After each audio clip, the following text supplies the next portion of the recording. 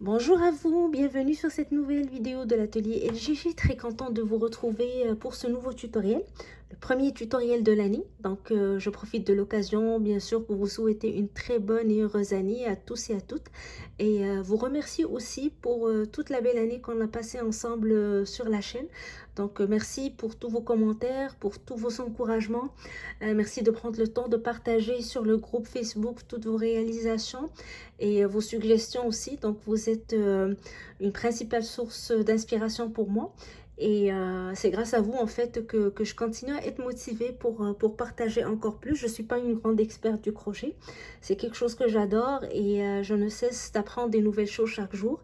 Et à chaque fois que je découvre une nouvelle chose ou que je réussis à faire une nouvelle chose, je la partage avec vous pour vous faire découvrir pour celles qui ne la connaissent pas ou peut-être inspirer d'autres pour réaliser leur modèle. Alors j'espère que ça va continuer comme ça pour l'année prochaine je commence avec ce joli modèle sur la chaîne donc pour commencer l'année. Donc un châle papillon. Donc un châle fermé qu'on porte autour des épaules. Petit, chic et donc très utile. Donc ça change un petit peu des gros châles encombrants qu'on peut porter. C'est un petit châle donc qui mesure 40 à 45 cm de hauteur. Donc juste pour porter sur les épaules pour chauffer les bras. Et c'est chic en même temps, donc ça se porte avec tous les styles. Alors on va expliquer dans le tutoriel le pas à pas pour le réaliser. Avant cela, je vais présenter le matériel que j'ai utilisé pour mon modèle. Je vais aussi donc vous prendre quelques instants pour vous montrer noir sur blanc comment se présente le projet. Alors n'oubliez pas de vous abonner à la chaîne pour continuer l'aventure ensemble et venez nous voir sur le groupe Facebook Création Atelier LGJ et sur la page Instagram. Alors désolée pour cette introduction un petit peu longue, mais il fallait que je vous souhaite quand même bonne année. Alors on commence tout de suite. Alors pour réaliser mon châle, j'ai utilisé une laine de grosseur 4, donc on me suggère de la travailler avec un 5.5. J'ai travaillé avec un 6.5 pour donner plus de légèreté au point. Alors je vous suggère fortement de travailler avec une laine de grosseur 4, donc choisissez pas une laine fine, ça va pas donner le même rendu. Donc avec une grosse laine, ça donne un très joli rendu et ça se travaille, donc ça augmente très rapidement. Alors ma pelote mesure 150, pèse 150 grammes, mesure 390 mètres. Donc j'ai utilisé une pelote et demie pour réaliser mon châle avec les dimensions que je vais vous expliquer. On me demande toujours de présenter les marques des pelotes que j'utilise. Je ne le fais pas parce que je ne suis pas sûre que vous avez la même laine chez vous. Donc moi je suis à Montréal, les marques nord-américaines sont très accessibles ici. Par contre on n'a pas accès à beaucoup de marques européennes par exemple. Donc vous trouvez l'équivalent chez vous, donc l'essentiel que ça soit une laine de grosseur 4 que vous pouvez travailler avec un 5,5, un 6 ou un 6,5 idéalement pour avoir le meilleur rendu. Alors j'ai utilisé un crochet 6.5. Vous avez besoin d'un marqueur, d'une aiguille à laine et si c'est possible, donc un crochet tunisien numéro 6 pour faire une partie du châle. Si vous n'en avez pas, vous en faites pas. Je vais vous montrer comment travailler avec un crochet normal sur le tutoriel un petit peu plus loin. Donc c'est tout tout le matériel dont vous aurez besoin pour commencer le travail. Je vous explique tout de suite comment se présente le châle. Alors comme j'ai pris l'habitude de le faire pour certains de mes tutoriels, je prends un petit moment pour vous expliquer noir sur blanc comment va se présenter le projet. Alors le châle se présente de cette manière, c'est un châle fermé qui va être autour de nos épaules et qui va descendre jusqu'à presque la moitié de nos bras. Alors devant on aura un petit rectangle qui va nous permettre de coudre le châle pour avoir comme un effet papillon devant. Et le châle va se faire en deux parties. Un grand rectangle, puis le petit rectangle qu'on va coudre devant. Donc, qui va être enroulé autour du châle. Alors, les mesures à prendre avant de commencer vont concerner principalement le grand rectangle.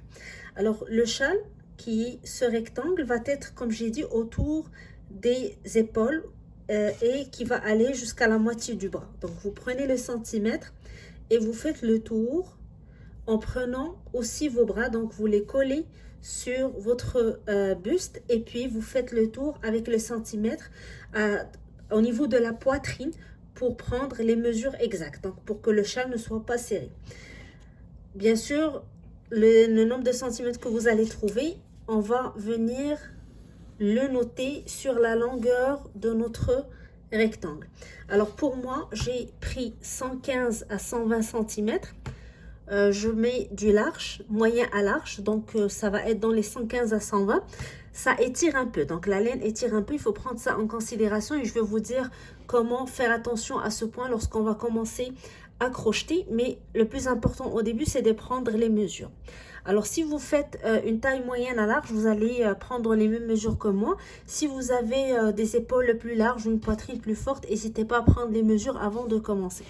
Par la suite, donc, ça va être la hauteur de notre rectangle. Donc, le châle va aller de la moitié des épaules et descend jusqu'à la moitié du bras. Donc, j'ai calculé de 40 à 45 cm, dépendamment de votre goût. Alors, une fois qu'on a pris ces mesures, comme j'ai dit, on va commencer par la chaînette du départ qui est la longueur, puis on va monter jusqu'à ce qu'on termine le rectangle. Une fois terminé, on va faire le deuxième rectangle qu'on va enrouler devant. Donc, on va faire un rectangle de 15 cm ici de largeur. La chaînette va partir d'ici, puis on va monter en hauteur jusqu'à ce qu'on atteigne 40 ou 45 cm. Donc, le même chiffre qu'on a eu pour la hauteur de notre grand rectangle, on va le prendre pour le petit rectangle. Si vous faites ici 40, donc la hauteur de votre petit rectangle va être de 40. Si vous prenez 45, donc ça va être 45.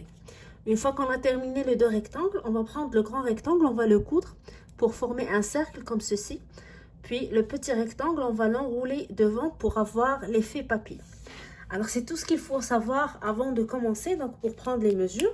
Maintenant, on va commencer à crocheter en tenant compte, bien sûr, des mesures qu'on a prises. Alors, on va commencer par notre chaînette de départ qui va former la longueur de notre rectangle. Donc, pour moi, ça va être 115 à 120 cm. Je prends ma laine. Alors, pour le tutoriel, je vais faire un petit échantillon. Et vu que j'ai déjà réalisé mon châle, donc je vais vous le montrer lorsqu'on va arriver à la partie de l'assemblage. Pour le moment, je vais faire un petit échantillon pour vous montrer le point.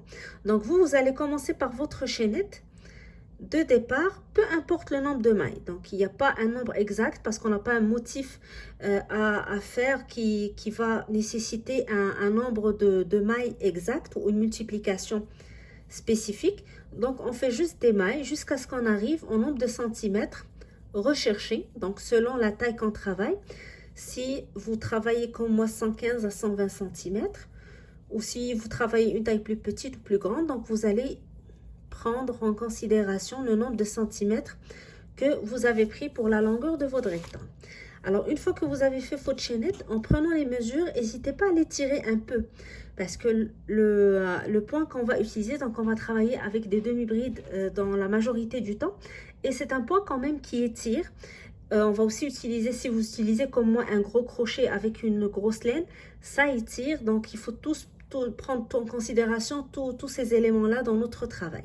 Alors, lorsque vous mesurez votre chaînette, n'hésitez pas à l'étirer un peu pour arriver à votre 115 ou 120 cm. Si vous prenez les mesures à plat, vous risquez d'avoir votre rectangle qui s'élargit avec le travail. Alors, c'est un petit conseil avant de commencer. Maintenant, à partir de la deuxième maille, à partir de votre crochet, on va faire une demi-bride. Alors, je fais un jeté. Je vais compter 1, 2. Dans la deuxième maille, je pique, je tire, je fais un jeté et je passe à travers les 3 boucles de mon crochet. Je fais la même chose dans la maille suivante, jeté, je pique, je tire et je fais ma demi-bride. Jeté, je pique, je tire, jeté, je passe à travers les 3 boucles. Alors, je vais continuer ainsi à faire une demi-bride jusqu'à la dernière maille de ma chaînette. Une demi-bride dans chaque maille. Alors, j'ai terminé ma rangée de demi-bride, donc ma première rangée. Moi, c'est un petit échantillon, donc c'est normal que ça va aller plus vite pour moi. Une fois que vous terminez votre longue chaînette de demi-bride, vous allez prendre un marqueur. Ça, c'est un conseil que je vous donne pour faciliter le travail par la suite. Et on va le placer dans n'importe quelle maille en haut, ici. de cette manière, juste pour déterminer le haut de notre rectangle. Alors ici, on est sur le haut et lorsqu'on va tourner, on travaille en arrière du rectangle, sur le dos du rectangle. Alors c'est très important car ça va nous déterminer l'endroit où on doit piquer pour réaliser notre demi-bride. En fait, tout notre châle va se réaliser en demi-bride, mais la manière de piquer va différer selon si on travaille sur le haut ou en arrière de notre rectangle. Alors maintenant, je vais passer à la deuxième rangée. Je vais faire une maille en l'air et je tourne. Alors ici, je suis sur le dos de mon rectangle. Vous voyez mon marqueur, il est en arrière. Donc, je ne le vois pas. Je vais faire une demi-bride toujours. Donc, je vais travailler que des demi-brides. Donc, jeter. Maintenant, au lieu de piquer sous les deux brins de la demi-bride de la rangée précédente, donc vous avez les deux brins ici de la maille. Si je travaillais une demi-bride classique, c'est ce que j'aurais fait. Mais je vais laisser ces deux brins et je vais aller dans le troisième ici et je vais piquer par en bas. Donc je prends mon crochet et je pique dans le troisième brin.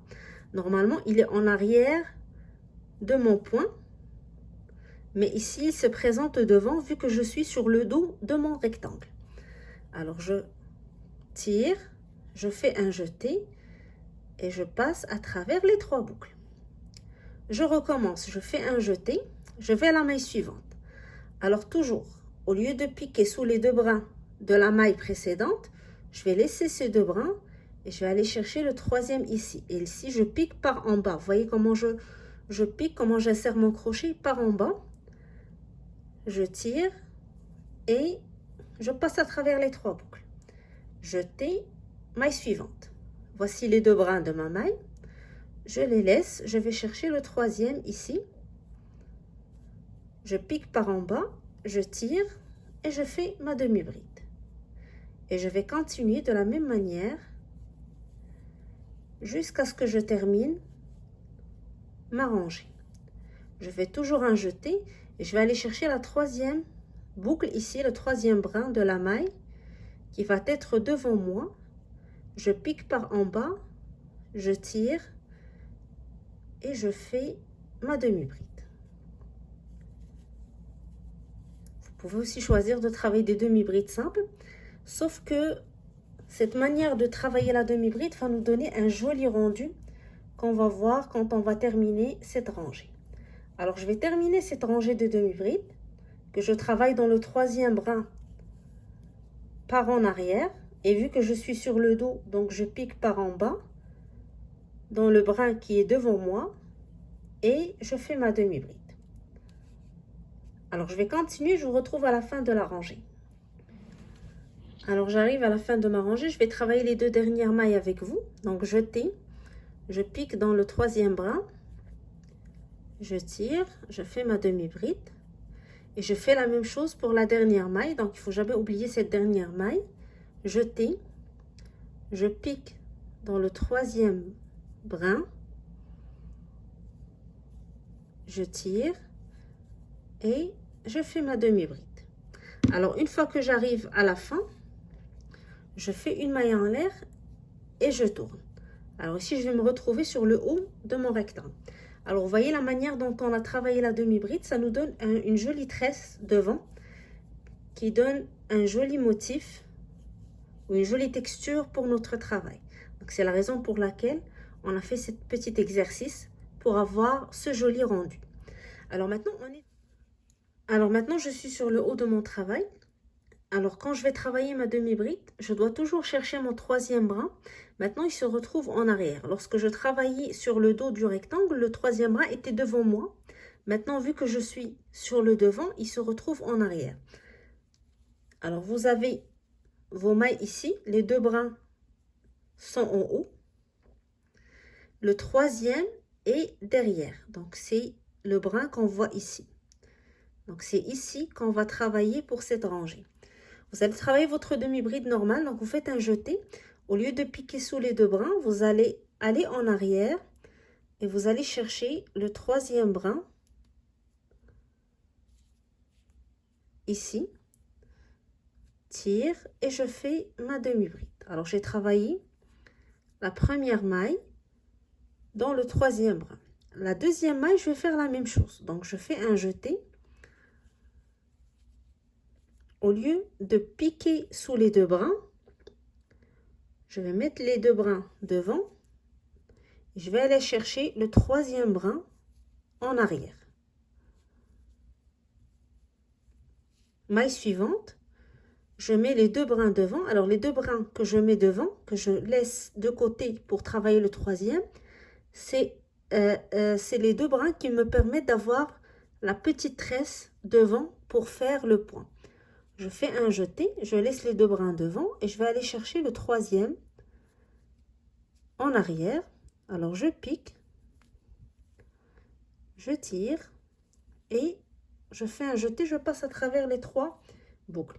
Alors, ça peut paraître au début difficile si vous n'êtes pas habitué à travailler ce genre de point, mais par la suite, vous allez voir, c'est facile, vous allez rapidement repérer le brin et vous allez faire vos demi-brides très rapidement. Alors, jeté, je laisse les deux brins devant et je vais aller chercher le troisième brin en arrière. Je pique, alors vous voyez, mon crochet, il rentre par en haut parce que je suis sur le haut de mon rectangle.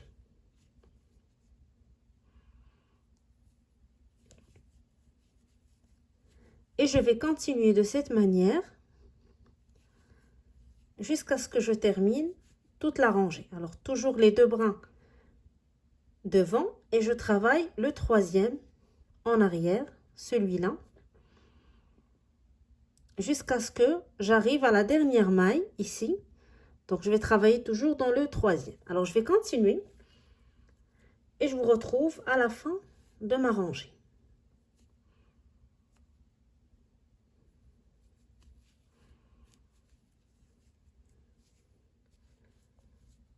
Alors, je termine ma rangée avec vous. Je suis dans les deux dernières mailles. Jeté, je pique dans le troisième brin en arrière et je fais ma dernière demi-bride de la rangée. Alors ici, j'ai terminé la rangée de demi-bride que je travaille normalement sur le haut de mon rectangle. Prochaine rangée, je fais une maille en l'air, je vais tourner, je vais me retrouver en arrière de mon rectangle. Donc, je vais toujours continuer à faire ma demi-bride, mais le troisième bras maintenant se trouve devant moi, ici. Donc, c'est plus facile de le repérer et de travailler mes demi-brides. Alors, je vais faire toujours un jeté et je vais aller piquer dans le troisième brin, je tire et je fais ma demi-bride. Alors, on va alterner les deux rangées, toujours en demi-bride, toujours en troisième brin, sauf que on va travailler le troisième brin lorsqu'on est sur le dos, il va être devant nous, et lorsqu'on va être sur le devant de notre rectangle, il va être derrière. Alors, vous allez continuer jusqu'à ce que vous terminez 5 tresses. Vous allez compter 1, 2, 3, 4, 5. Lorsque vous arrivez à 5 tresses, on va changer la manière de travailler la demi-bride pour avoir une nouvelle texture ou un nouveau motif. Ben, c'est toujours une demi-bride, c'est la texture vraiment qui change. Au lieu d'avoir les tresses, on va travailler d'une autre manière la demi-bride pour avoir une autre texture, pour donner une autre texture à notre châle. Donc 5 tresses. Par la suite, on se retrouve pour voir comment on va travailler les demi-brides qui vont suivre. Et notre châle va se présenter de cette manière, donc toujours des demi-brides. On va travailler de cette manière jusqu'à ce qu'on termine 5 tresses devant. Puis par la suite, on va travailler les demi-brides avec la technique que je vais vous montrer. Aussi 5 rangées, puis on alterne. Donc les demi-brides qui vont nous donner le motif de la tresse, puis les demi-brides que je vais vous expliquer par la suite. Alors je vais continuer. Lorsque vous arrivez à 5 tresses devant, on se retrouve pour travailler les rangées suivantes. Alors je vous retrouve à la fin de la première étape. Alors je vais compter les tresses, vous voyez 1, 2, 3, 4, 5. Alors, j'ai eu 5 tresses devant sur le haut de mon rectangle. Maintenant, je vais passer à la deuxième texture que je vais adopter pour mon châle. Ça va être aussi 5 rangées de demi-bride, mais cette fois, on va les travailler différemment. Donc, c'est juste l'endroit où je pique qui va être différent. Je fais une maille en l'air et je tourne. Alors, pour avoir ces traits sans piquer dans le troisième brin, maintenant, on va piquer dans le deuxième brin. Je vais faire un jeté. Alors, au lieu de piquer sous les deux brins, je vais laisser uniquement le premier ici. Et je vais aller chercher le deuxième et je fais une demi-bride.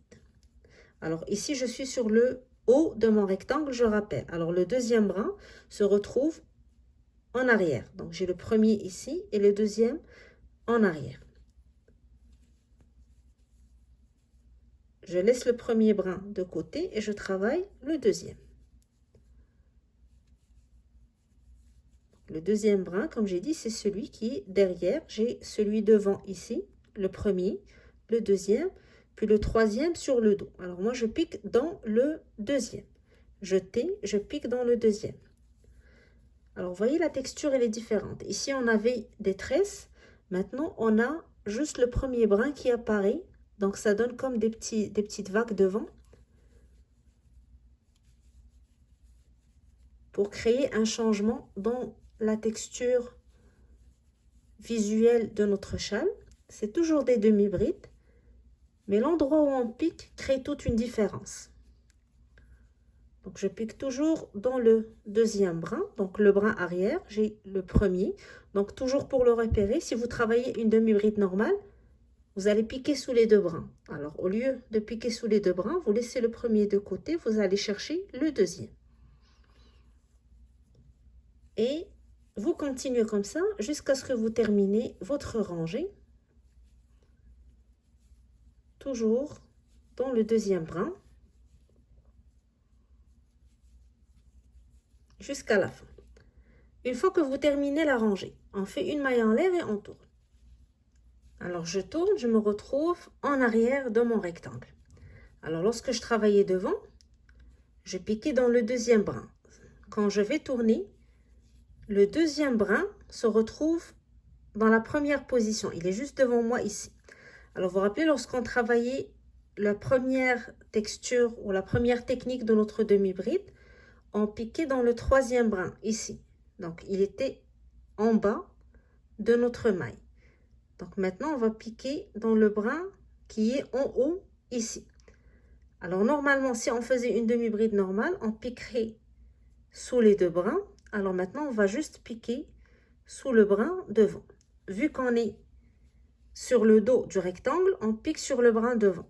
Lorsqu'on est sur le haut du rectangle, on pique sur le brin en arrière, le deuxième. Alors, je fais un jeté, je pique dans le brin devant et je fais ma demi-bride. Même chose pour la maille suivante, je pique dans le brin devant et je fais ma demi-bride. Jeté, au lieu de piquer sous les deux brins, je prends uniquement le premier. Et je fais ma demi-bride. Je continue ainsi mon travail jusqu'à la fin de ma rangée. Jeté. Alors, au lieu de piquer dans le troisième comme ce que je faisais dans la première série, je pique dans le premier ici de ma maille. Jeté. Donc, au lieu de piquer sous les deux brins, je prends uniquement le premier. J'essaie de l'expliquer dans les différentes manières, comme ça je suis sûre que j'ai bien montré l'endroit où on pique. Alors, on va alterner la rangée de demi-brides. Lorsqu'on va travailler sur le devant du rectangle, on prendra le brin arrière. Et lorsqu'on travaille sur le côté doux, on va travailler sur le brin devant. On va faire ça 5 rangées. Donc, j'ai 1, 2, je vais continuer jusqu'à la 5e. Une fois que j'arrive à la 5e rangée, je reprends le premier motif. Donc, je vais travailler dans le 3e brin. Et là, ça va dépendre si je suis devant ou en arrière. Donc, si je suis en arrière, je vais prendre le 3e brin qui va se trouver devant moi. Lorsque je tourne et je suis sur le haut du rectangle, le 3e brin va être en arrière. Comme ce que vous avez fait pour la première série des 5 rangées. Alors, je vais terminer cette rangée. Je vais commencer avec vous une rangée avec la première technique. Puis par la suite, je vous laisse continuer parce qu'on va répéter ça. Donc 5 rangées sur le troisième brin, 5 rangées sur le deuxième brin, jusqu'à ce qu'on arrive à la hauteur voulue pour notre rectangle, donc 40 à 45 cm. Donc on va continuer de travailler de cette manière. Alors ici j'ai réalisé 1, 2, je vais ajouter 3 autres rangées. Donc maille en l'air, je tourne, je fais un jeté et là je travaille sur le bras arrière vu que je suis sur le haut de mon rectangle. Et je continue jusqu'à ce que je termine, je tourne, je travaille demi-bride, je vais être sur le dos de mon rectangle, donc je vais travailler sur le brin qui va être devant, donc le premier brin, jusqu'à ce que je termine 5 rangées, et là je reprends la première technique. Alors voilà les 5 rangées que j'ai terminées avec la même technique de demi-bride, donc en travaillant toujours le deuxième brin quand on est sur le devant et le premier quand on est en arrière. Alors une fois qu'on a terminé les 5 rangées, on va reprendre la première technique, c'est-à-dire qu'on va travailler sur le troisième brin. Alors on fait une maille en l'air et on tourne, et là je suis sur le dos, donc le troisième brin va se retrouver ici devant moi. Donc je laisse de côté les deux brins ici de la maille et je vais travailler le troisième. Jeter et je travaille le troisième brin. Alors je vais travailler encore de cette manière jusqu'à ce que je termine 5 tresses devant. Donc je vais compter 5 tresses devant, 1, 2, 3, 4, 5.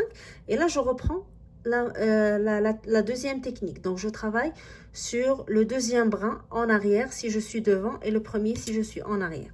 Maintenant je vais faire 5 rangées en travaillant le troisième brin, alors qu'il va se trouver devant moi si je suis sur le dos de mon rectangle, et quand je vais tourner il va se trouver en arrière, donc j'aurai les deux mailles ici et je vais travailler le troisième qui est en arrière.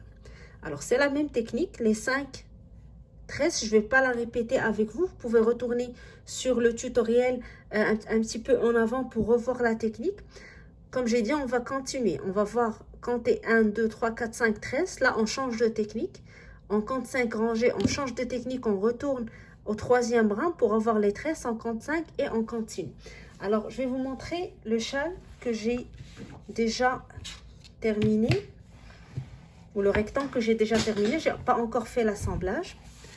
Alors vous voyez, c'est un peu, la couleur est un peu foncée, mais on arrive quand même à voir la texture. Alors vous voyez ici, je travaille les tresses, puis les 5 rangées dans le deuxième brin, puis je retrouve mes tresses 5, puis les 5 rangées de bride, de demi-bride, et je continue ainsi jusqu'à ce que je suis arrivée à 40 cm, donc 40-45 cm selon votre goût.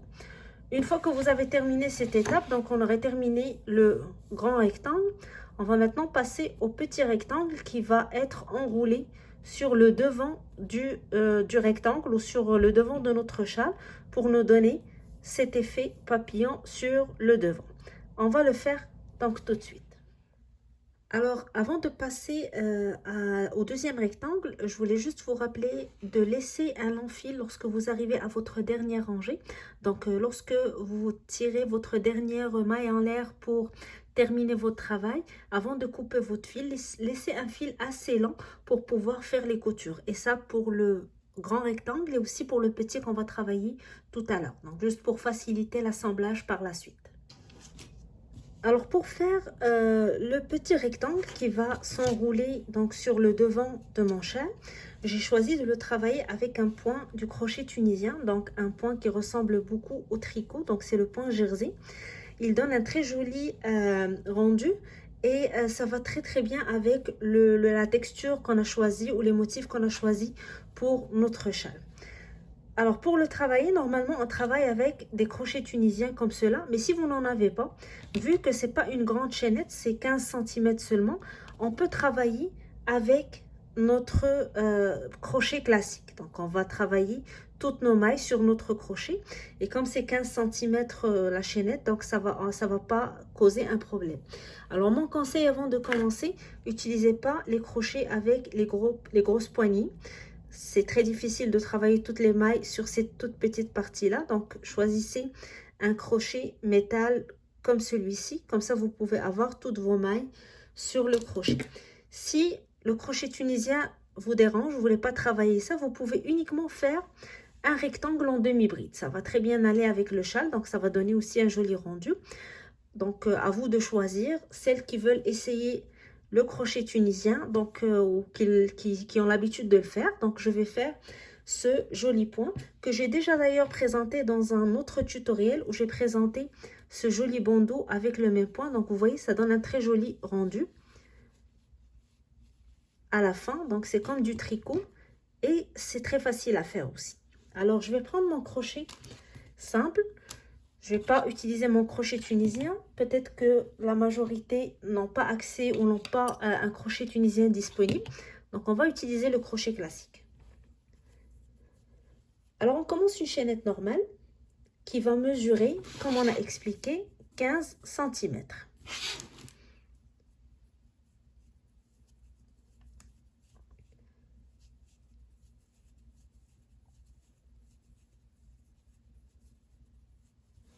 Alors, je vais faire un petit échantillon pour vous montrer. Vous allez mesurer votre chaînette. Lorsqu'elle atteint 15 cm, vous vous arrêtez. Et là, on va faire la première rangée. Alors, le principe du crochet tunisien, pour celles qui le découvrent pour la première fois, c'est que chaque rangée va se travailler en deux temps. Aller, retour. Donc, on va chercher les mailles au début, puis on va retourner pour travailler la rangée. Alors, je vais aller dans la deuxième maille à partir de mon crochet. Je pique, je tire et je garde la boucle sur mon crochet. Je passe à la maille suivante, je pique, je tire, je garde la maille sur mon crochet. Maille suivante, même chose. Alors, on va aller chercher toutes les boucles sur le crochet jusqu'à la dernière maille. Je pique dans chaque maille et je tire. Je pique, je tire. Je pique, je tire. Jusqu'à la dernière maille. Alors, j'aurai toutes les mailles sur mon crochet. Je vais faire un jeté. Maintenant, je vais faire la deuxième partie de ma rangée. Donc, la partie retour. Je fais un jeté. Je passe à travers la première boucle uniquement. Puis, par la suite, un jeté et je le passe à travers deux boucles. 1 et 2. Et je vais faire la même chose jusqu'à la fin de ma rangée. Jeté, 1, 2. Jeté, 1, 2. 1, 2. Et je continue jusqu'à la fin de ma rangée. Je fais un jeté, je passe à travers deux boucles. Je fais un jeté, je passe à travers deux boucles. Je fais un jeté. Comme j'ai dit, si vous n'êtes pas à l'aise avec ces techniques, faites des rangées de demi-bride pour faire votre rectangle. Alors, une fois qu'on arrive à la fin de la rangée, je vais commencer la deuxième rangée, toujours en deux temps, aller-retour. Alors, je vais chercher encore mes mailles ou mes boucles sur les différentes mailles de ma rangée jusqu'à la fin, puis je fais mon retour. Alors, cette fois, pour piquer, vous avez ici la barre. Il y a une barre en avant et une barre en arrière pour chaque maille. Alors, vous voyez cette maille, il y a deux barres qui sortent. Je vais piquer au milieu. Et je tire. Je passe à la barre suivante. Donc, j'ai la barre en haut, la barre en arrière, je pique au milieu. Et je tire. Même chose pour la maille suivante. J'ai les deux barres ici, je pique au milieu des deux barres et je tire. Et je fais ça pour toutes les mailles de la rangée. Donc, je garde toujours les boucles sur mon crochet jusqu'à la fin.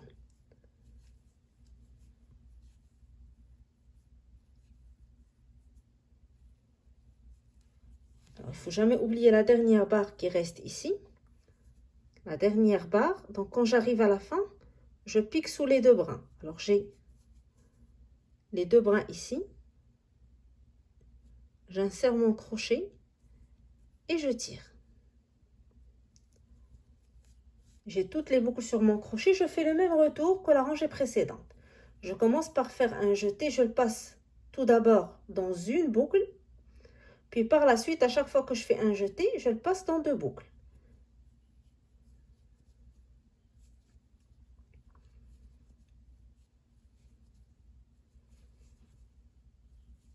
jeter, 2 boucles, jeter, 2 boucles, jeter, 2 boucles, jeter, 2 boucles. Et je reprends la même technique. Donc, c'est la même rangée que je vais répéter. Je pique jamais sous le crochet. Donc, il y a la barre ici sous le crochet, je la travaille jamais. Je vais dans la maille suivante, j'ai les 2 barres. Je pique entre les 2 barres. Et je tire. Barre suivante, entre les 2 barres, je tire. Barre en avant, barre en arrière, entre les 2 barres, je tire. Et je continue. Alors le principe est toujours piquer entre les 2 barres, ne jamais travailler dans la barre qui est sous le crochet au début, et lorsqu'on arrive à la fin, on pique sous les 2 brins ici. Dans le retour, lorsque je fais le premier jeté, je le passe à travers une boucle. Par la suite, je le passe toujours à travers 2 boucles jusqu'à la fin. Donc, des principes simples à retenir pour avoir un beau rendu, un joli point à la fin. Donc, jeter, une boucle, jeter, 2 boucles, jeter, 2 boucles, jeter, 2 boucles jusqu'à la fin.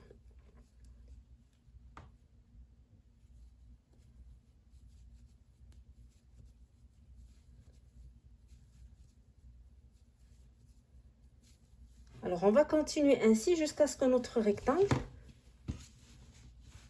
atteint 40 à 45 cm de hauteur. Alors, pour celles qui veulent voir le point tunisien, faire des projets avec le point tunisien, comme ce joli bandeau, je vais vous mettre le lien en haut pour celles qui veulent s'entraîner, qui le découvrent pour la première fois. Une fois qu'on termine le rectangle ici avec 15 cm sur 45 ou 40 de hauteur, on se retrouve donc pour faire l'assemblage du châle, donc la dernière étape de notre projet.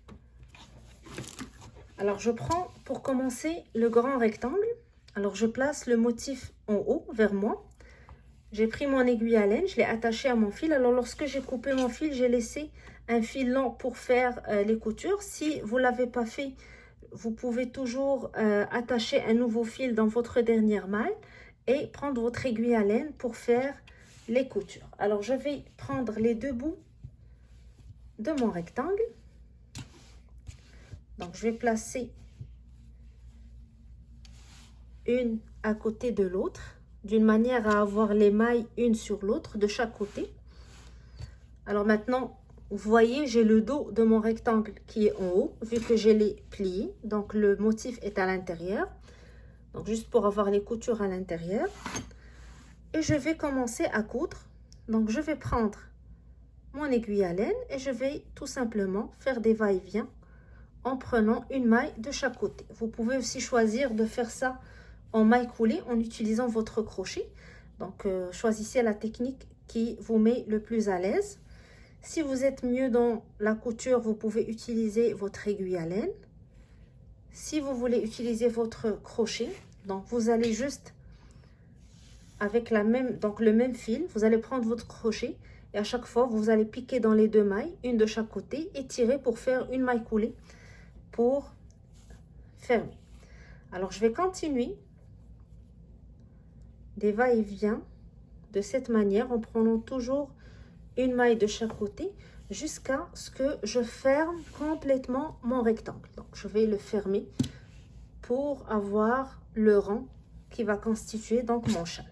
Une fois que je termine, on se retrouve pour l'assemblage du petit rectangle, donc qui va être autour du devant de notre châle. Alors une fois que j'ai terminé la couture qui m'a permis de joindre les 2 bouts de mon rectangle, là j'ai le cercle donc de mon châle. Je vais prendre le petit rectangle que j'ai fait avec le point crochet tunisien. Donc j'ai attaché mon aiguille à laine au fil pour pouvoir faire les coutures. Je vais le placer sur les coutures donc pour les cacher et en même temps donc faire la couture des 2 bouts de mon rectangle en crochet tunisien. Alors je vais les enrouler de cette manière sur mon châle et je vais venir les coudre ensemble ici de la même manière avec mon aiguille à laine. Alors je joins les deux bouts de mon rectangle en passant chaque fois mon fil ou mon aiguille à laine dans les deux mailles sur les deux côtés. Donc vu que le rectangle, le petit rectangle qu'on a terminé mesure 40 ou 45 cm, donc quand on va l'enrouler, il va donc on va le plier sur deux en fait, donc on va avoir 20 à 22 cm, ce qui va nous permettre d'avoir ce rendu de notre châle devant. Donc ça donne comme un effet papillon qui va être devant. Alors lorsqu'on va mettre notre châle, la partie ici de petit rectangle va être sur notre poitrine, puis nous aurons le reste du châle sur nos épaules et qui va descendre jusqu'à nos bras, donc pour faire un joli chauffe-épaule ou un châle donc fermé.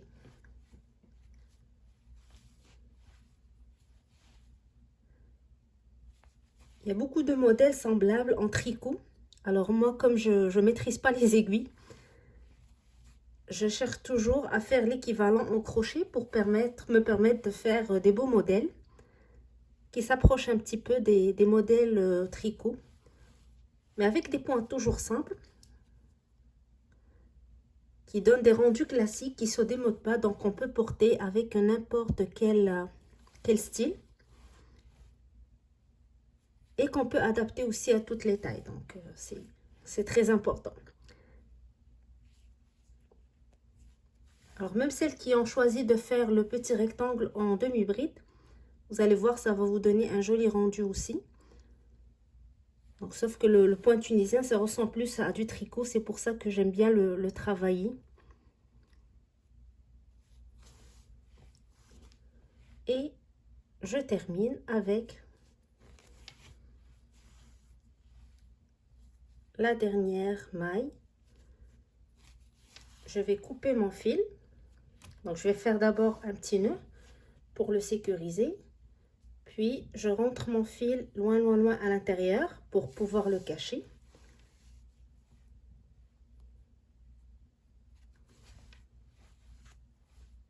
Et je coupe le reste. Alors la couture va être à l'intérieur, donc on va pas la voir. Et voici le rendu final. Alors voilà, si je retourne à mon croquis du début, donc vous voyez le châle ici avec le petit rectangle qu'on a fait pour pouvoir avoir ce petit effet papillon devant. Et voici le châle, comment il se présente. Donc comme j'ai dit, on va avoir le châle sur nos épaules, puis le petit décor ici va être devant. Donc ça fait un joli châle très simple, donc les demi-brides. Et vous voyez donc de la manière ou la technique de travailler les demi-brides, quand on la change, ça nous donne toute une texture différente, on dirait un autre motif alors qu'on travaille uniquement avec les demi-brides. Et ça donne quand même un rendu très simple, très joli, donc on peut porter tous les jours. Alors j'espère que le modèle vous a plu. N'hésitez pas à liker la vidéo, à la partager, surtout à vous abonner à la chaîne pour continuer toujours à suivre Atelier LJJ et recevoir les nouveautés. Venez aussi nous voir sur le groupe Facebook Création Atelier LJJ et sur notre Instagram. Donc partagez avec nous vos suggestions, vos commentaires et surtout vos réalisations. Alors moi je vous donne rendez-vous très bientôt pour un nouveau tutoriel. Je vous souhaite un bon crochet et je vous dis à très bientôt.